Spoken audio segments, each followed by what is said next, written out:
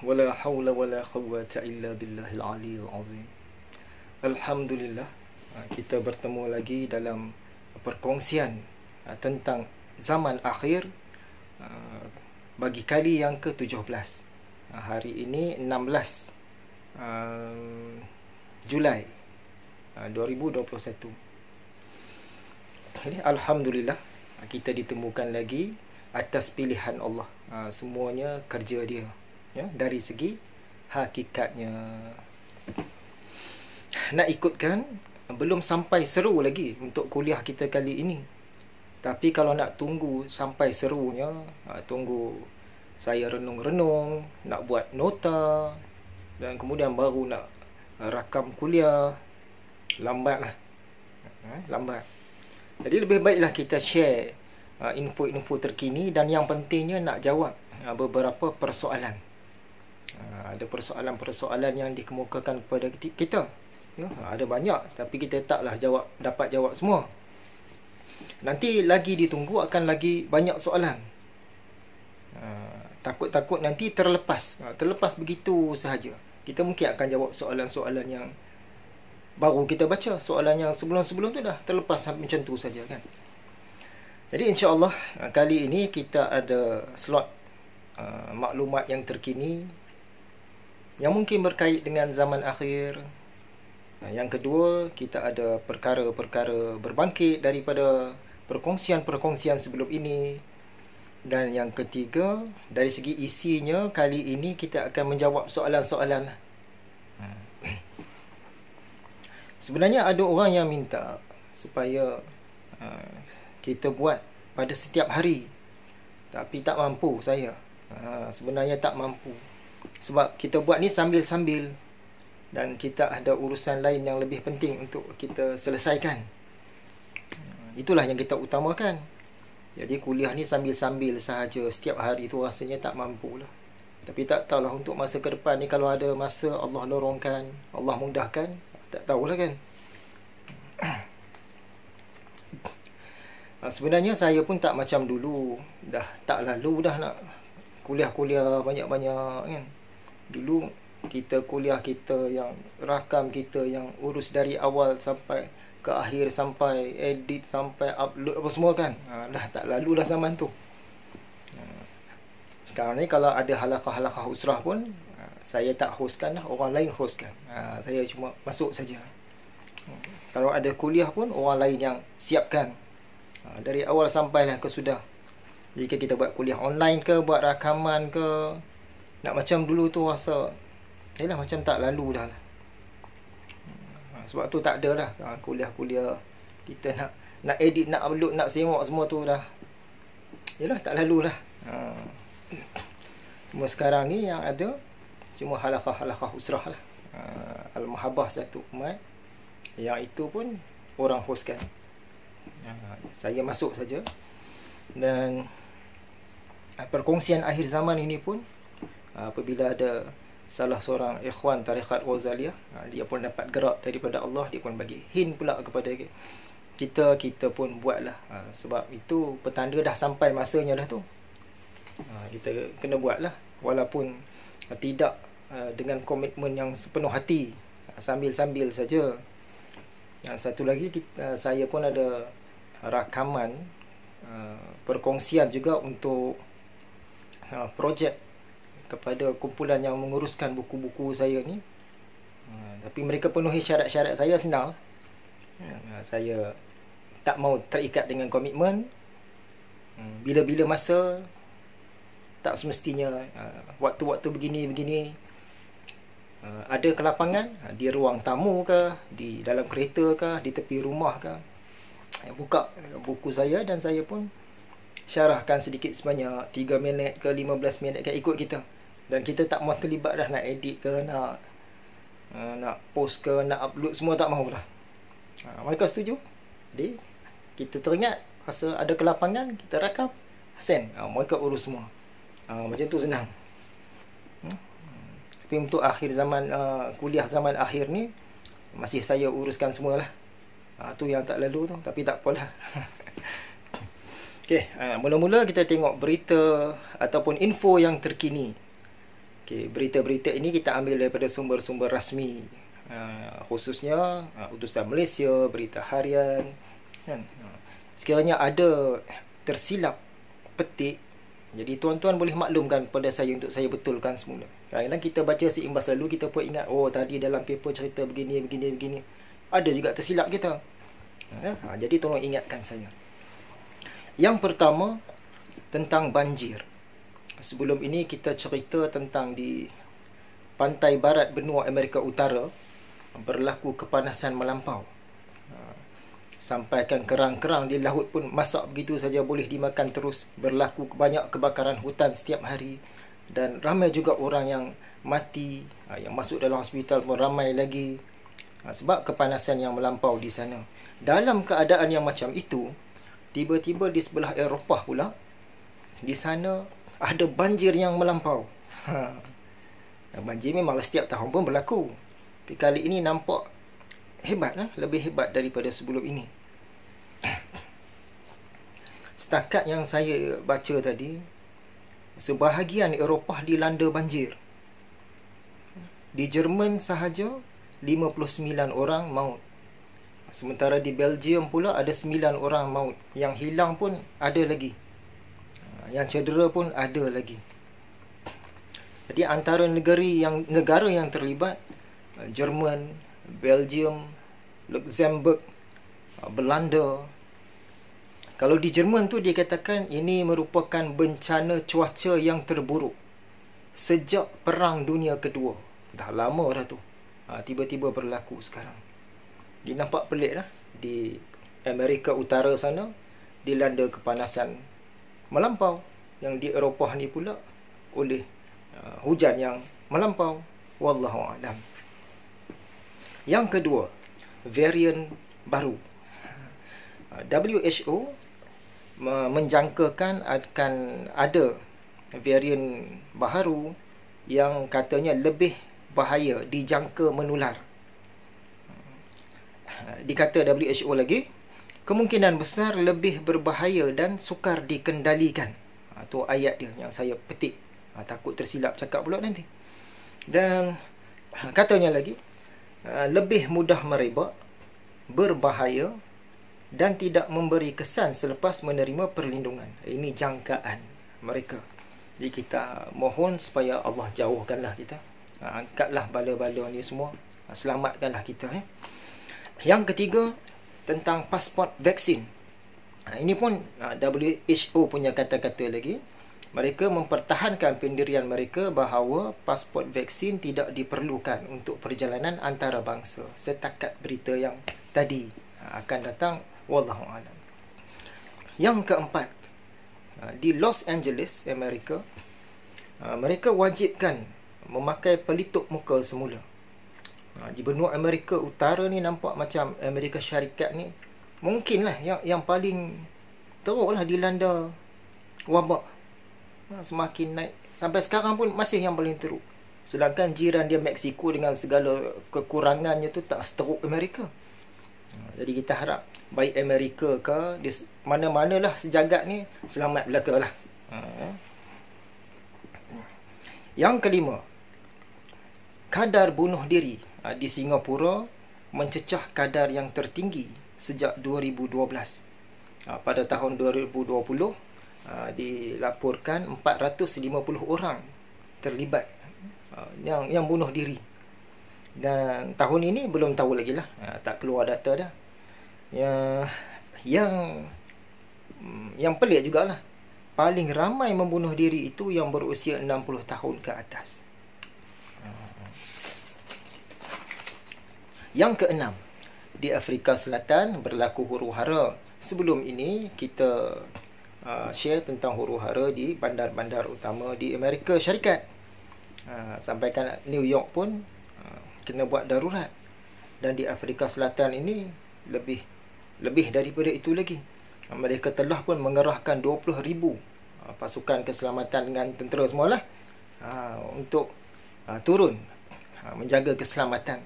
Dan kerahan tentera yang dilakukan ini merupakan yang paling ramai selepas tamat era kulit putih, pemerintahan kulit putih pada tahun 1994. Lepas zaman-zaman apartheid tu lah kot. Ini nampak teruk lah kalau tengok video-video dia tu, macam-macam lah orang komen. Orang kata macam filem zombie lah, apalah kan. Memang nampak huru-hara lah. Yang ketujuh, di Afghanistan. Tentang Taliban selepas perginya, berundurnya pasukan-pasukan dari barat ni semakin berundur, semakin meninggalkan Afghanistan.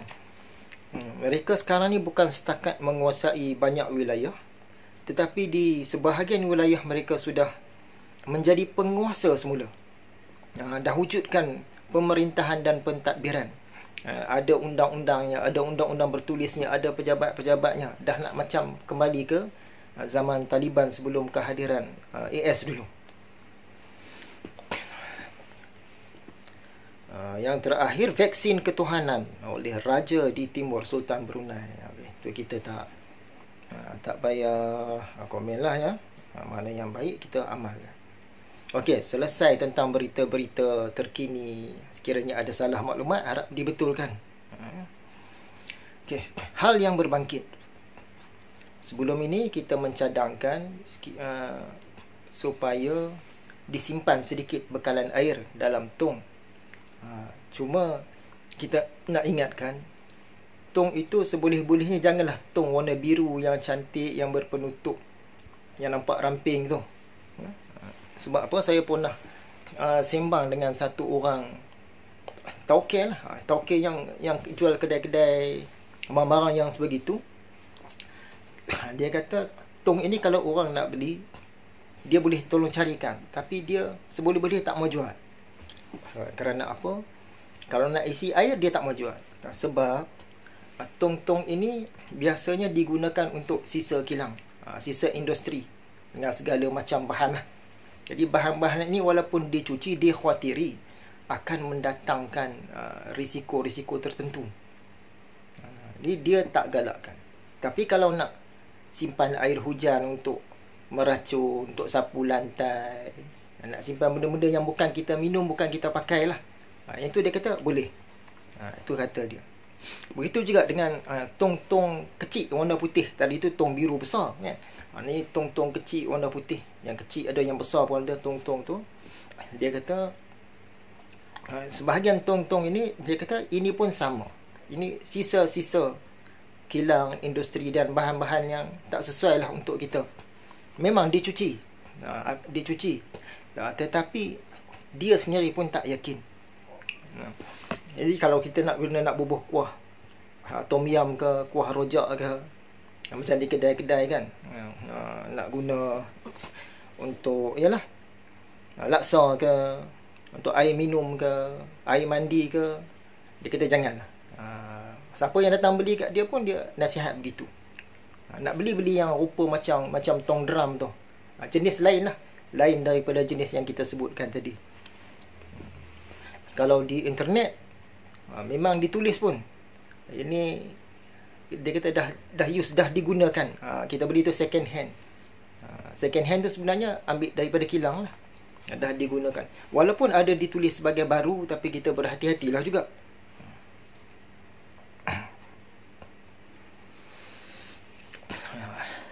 Okey, slot soal jawab.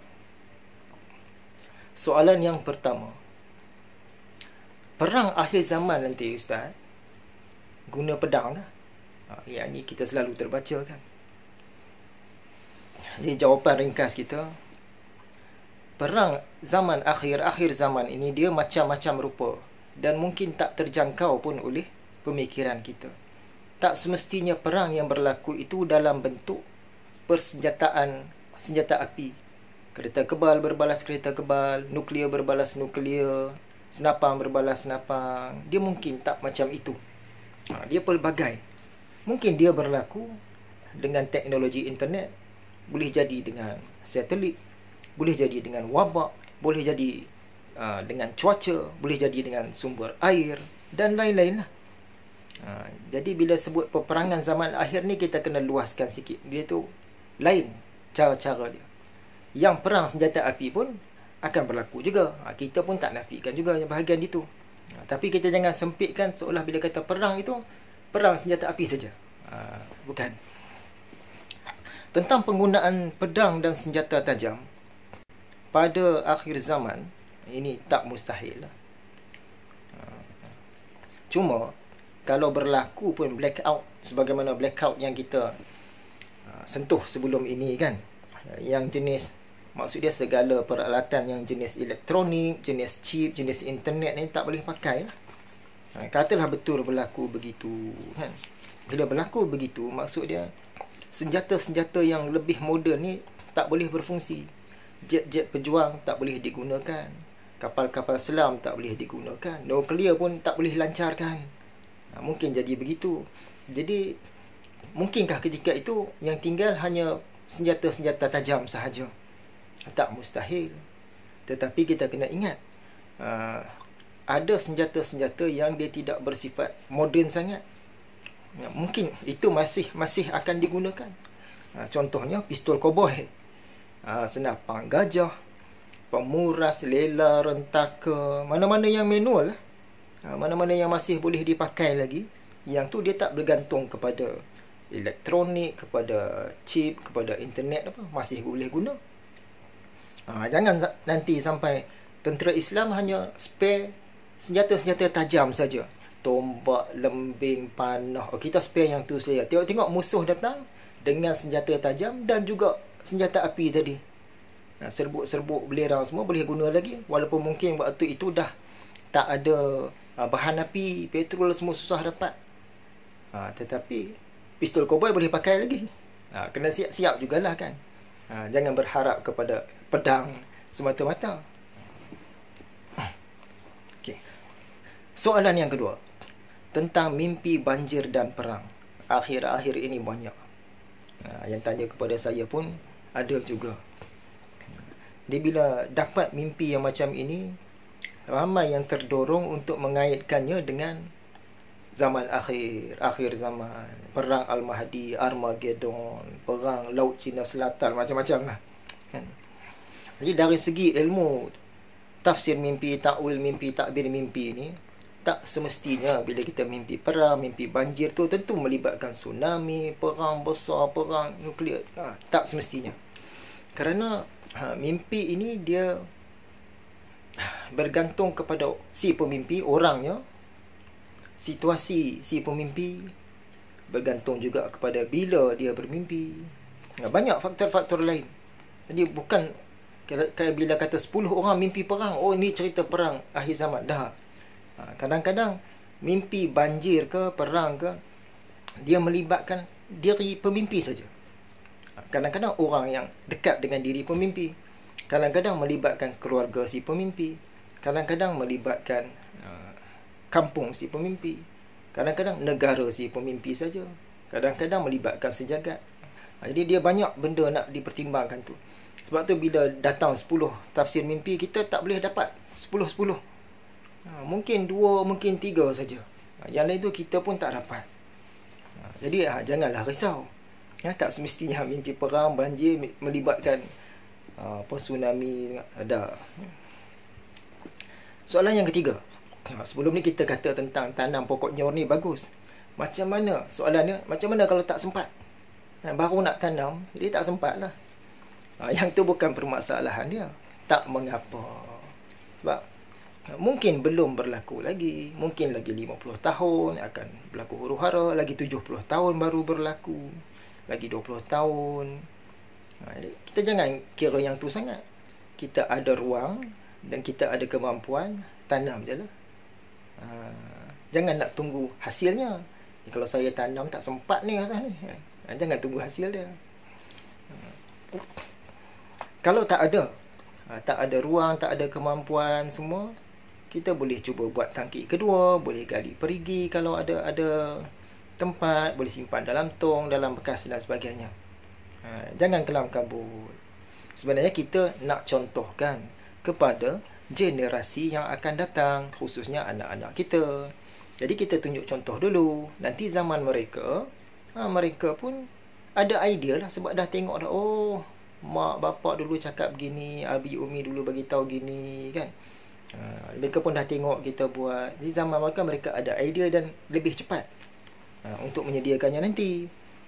Mungkin berlaku zaman cucu cicit kita. Okay. Soalan yang keempat, tentang surah Al-Kahfi. Kuliah sebelum-sebelum ini kita ada sentuh tentang Al-Kahfi. Asbabun nuzul dia, ada orang pergi tanya kepada Yahudi di Madinah. Sebab mereka nak pastikan Nabi Muhammad ni betul ke tidak. Sedangkan Yahudi ni dia ada maklumat tentang Nabi akhir zaman. Mereka pun pergi tanya. Salah satu soalan yang Yahudi minta ditanya tu, kalau betul orang itu Nabi, kamu tanya soalan ni. Salah satu soalan dia, minta cerita tentang seorang yang mengembara dari timur ke barat. Satu orang yang mengembara dari timur ke barat. Dapat jawab ke tidak? Di sini sebenarnya tentang Zulkarnain, walaupun mereka tak sebut Zulkarnain. Jadi bila datang jawapan daripada Allah kepada Nabi Muhammad SAW dalam Al-Quran surah Al-Kahfi, mula-mula dikatakan Zulkarnain dia pergi ke daerah matahari terbenam, Maghrib, maksud dia pergi barat dulu. Kemudian baru dia pergi ke daerah matahari terbit, Masyriq, baru ke timur. Barat dulu, baru pergi timur. Nabi jawab macam itu. Sedangkan soalan dia, dari orang ni dari timur bergerak ke barat. Tapi asbabun nuzul ini pun cerita sejarah sahaja. Tak apalah, kita anggaplah dia benar. Kenapa jawapan Nabi tak sama dengan soalan? Adakah Nabi tersilap? Sebenarnya bukan tersilap. Yahudi ini, jika benar mereka kemukakan soalan itu, dalam soalan itu pun sudah ada trik. Mereka tahu Zulkarnain dia bergerak ke barat kemudian ke timur. Tapi saja ditanya soalan tu, bagi terpusing sikit. Dia tanya, siapa dia yang dari timur bergerak ke barat? Dia bila Nabi Muhammad bagi jawapan yang betul, kita tengok sampai ke hari ini pun Yahudi tak pertikai pun cerita ni. Mereka tahu Nabi Muhammad jawab betul. Seorang Nabi ni mesti akan jawab sebegitu. Jadi ada trik sebenarnya dalam soalan mereka. Wallahu alam. Yang kelima, masih tentang Al-Kahfi juga. Dalam Old Testament tak ada.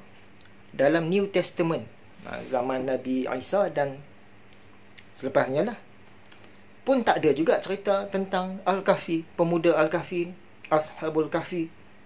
Jadi macam mana dikatakan peristiwa itu berlaku pada zaman Nasrani, selepas Nabi Isa lah? Jadi jawapannya, kerana peristiwa itu dia berlaku, ini pandangan yang saya lebih cenderung lah, dia berlaku pada zaman Nabi Isa dan selepasnya.